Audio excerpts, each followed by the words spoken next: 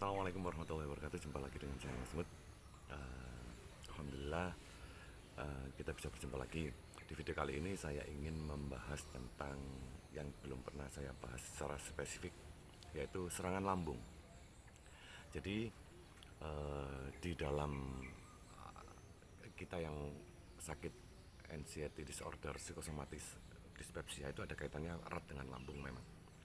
Jadi ketika ketika kita membahas tentang lambung itu runyam sebenarnya, karena kita juga bukan orang medis, jadi kita kurang tahu, kita pahami saja apa yang terjadi di kita dan itu yang bisa kita ceritakan.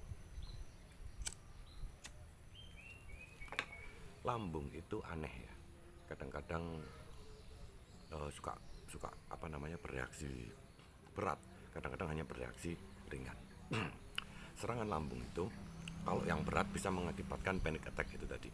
Jadi tubuh itu mau warning diri kita untuk bersikap baik terhadap tubuh. Kita sudah berlaku buruk terhadap tubuh kita, jadi di warning oleh lambung, mengakibatkan serangan panik atau panic attack. Itu yang terparah, biasanya terjadi hanya sekali, dua kali, tiga kali gitu aja, tidak melulu. Di situ itu mengakibatkan traumatik. Ketika kita mengalami trauma, akhirnya kita mengidap penyakit anxiety disorder, kecemasan berlebih, cemas, ketakutan untuk terulang kembali si panic attack tersebut. Nah, ketika kita belum selesai dengan anxiety disorder itu tadi, mengakibatkan turunannya itu keadaan psikosomatik. Psikosomatik itu reaksi tubuh karena pikiran. Ada yang konslet di dalam otak kita, mengakibatkan perintah-perintah itu jalannya itu nggak jelas semua. Jadi ada reaksi tubuh, komplain tubuh itu akhirnya keluar semua berupa psikosomatik itu tadi.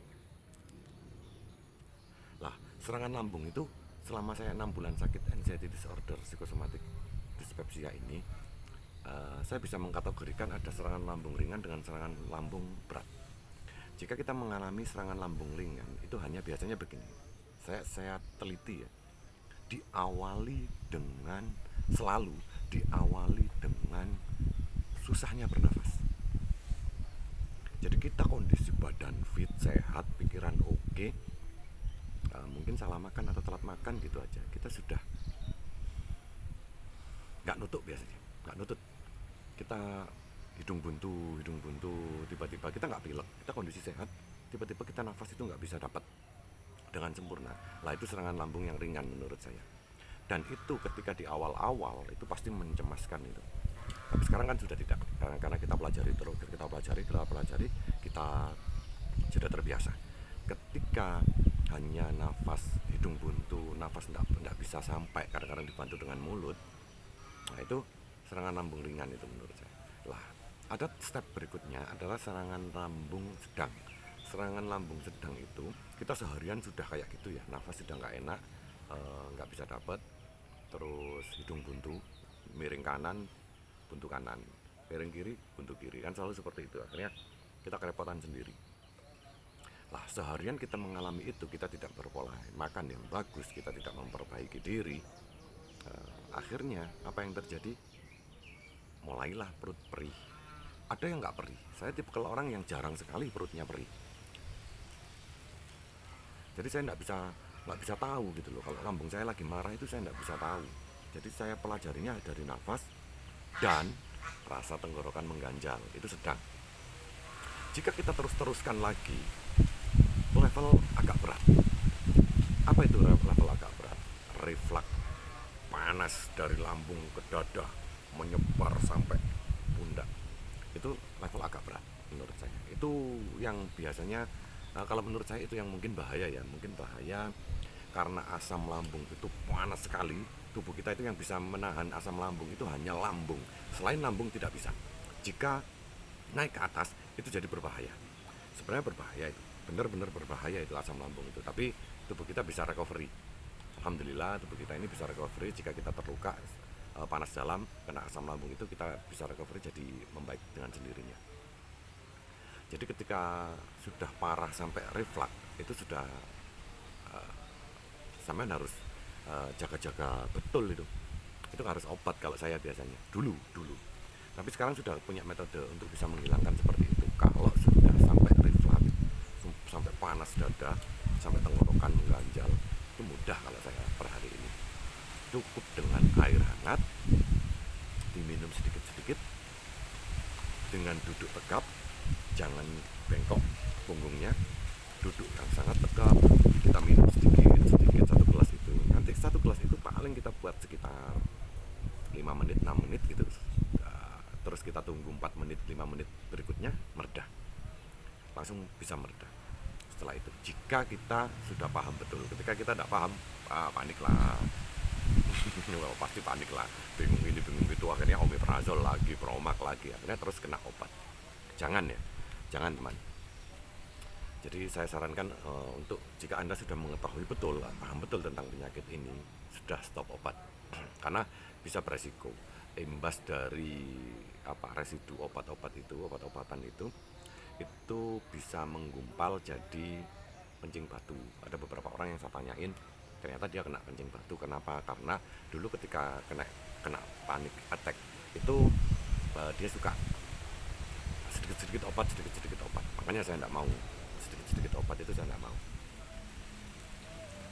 Kalau sudah sampai segitu, sampai ya itu tadi, cukup air putih hangat, duduk di ruangan terbuka.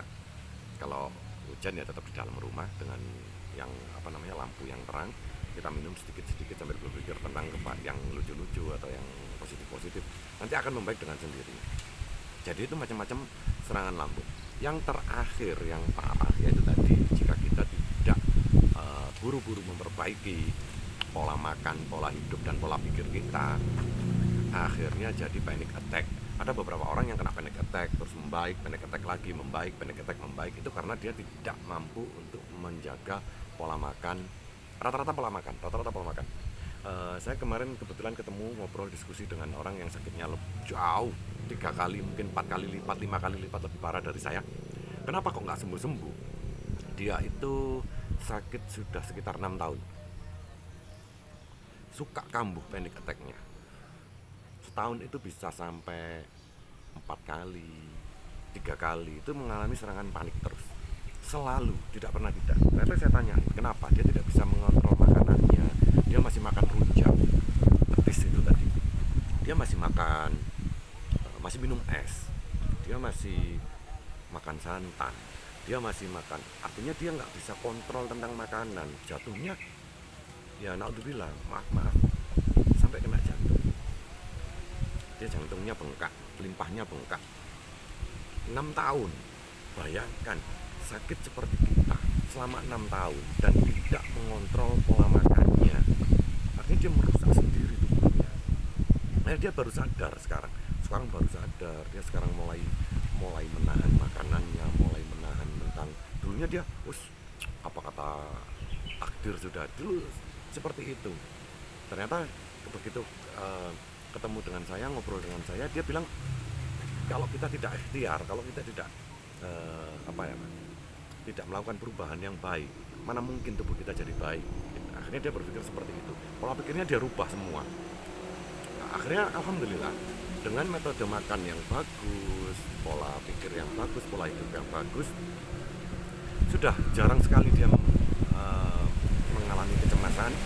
Terus jarang sekali kakinya itu, kalau orang kena jantung itu kan kakinya bengkak ya, jarang sekali kakinya bengkak. Dia sudah mulai mengurangi obat-obatan dari medis yang berbahan kimia. Kalau yang tidak berbahan kimia, meskipun dari medis juga banyak sebenarnya.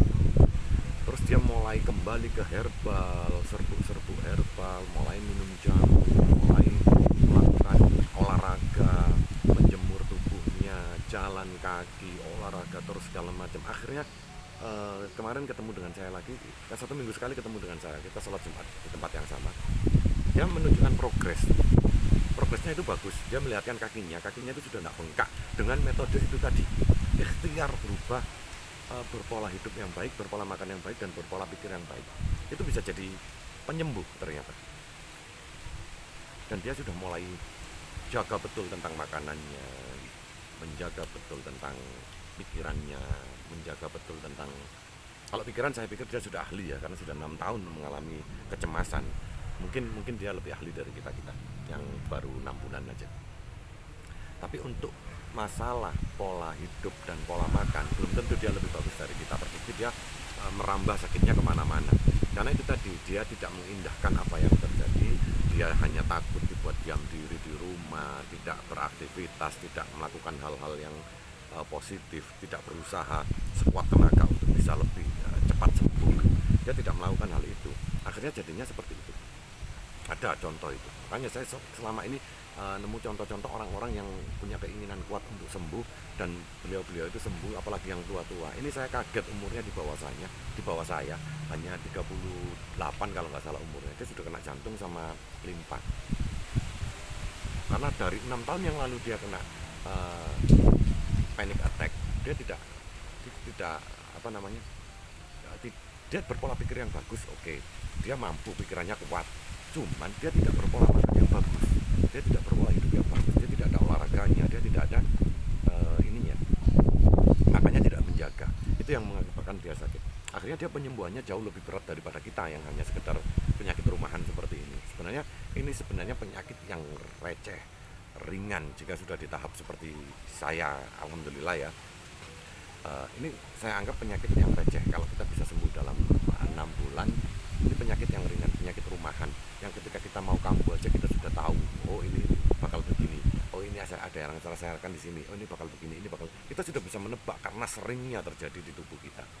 Ketika kita tidak mengindahkan, fatal akibatnya. Tapi ketika kita bisa mengindahkan dengan warning tubuh tersebut, dan kita bisa bereaksi dengan dengan cepat, akhirnya kita juga bisa bisa sembuh dengan cepat. Contoh, barusan saya duduk dengan gini karena ngepasin dengan frame-nya handphone saya, tapi saya harus kembali ke tegap lagi karena tegap itu jauh lebih baik, pernafasan juga enak, ke tubuh juga enak, lebih segar, lebih segala macam. Alhamdulillah ya Allah, anginnya di sini kenceng sekali, dan alhamdulillah sudah tidak menjadi yang menakutkan ini. Malah saya lebih suka di luar menikmati angin yang seperti ini, istimewa semilir anginnya. Jadi itu tadi uh, sedikit pengetahuan tentang uh, serangan lambung. Jadi kalau sampean punya rasa yang hampir sama dengan saya, ya itu tadi cara mengatasinya dengan seperti itu tadi. Jadi serangan lambung itu kita bisa miteni, kita bisa tahu, dan kita bisa mengatasi dengan baik dan benar, dan tidak akan berlarut-larut. Terima kasih sudah melihat video saya. Assalamualaikum warahmatullahi wabarakatuh.